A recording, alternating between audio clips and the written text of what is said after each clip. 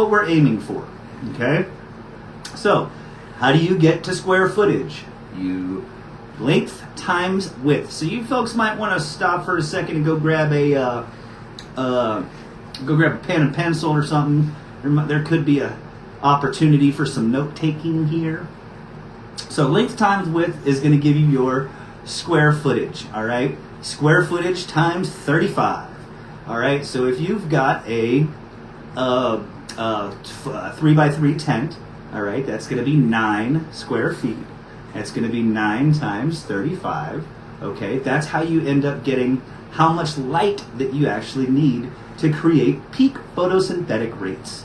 Okay, that's going to be giving your giving your plant that checking that box for the light. Okay, because again, this is how to get your plants to get the biggest they can get.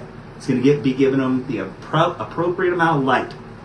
That's first and foremost, and that's why I'm starting there, is because light is ultimately going to be the main driver of photosynthetic rate and cellular division.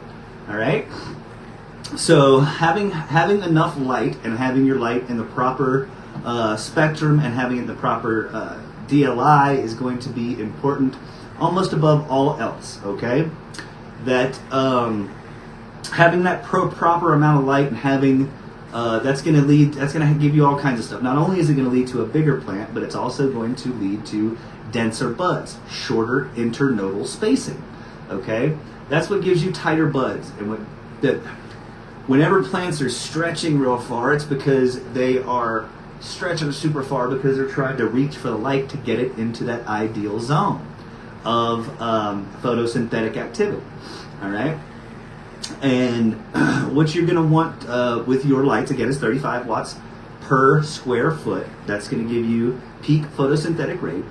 And again, this is one of the reasons why I recommend BioFlower from Bio365, is because it takes this complex AF part of the equation and makes it to where you really don't have to think about that part. Okay? That using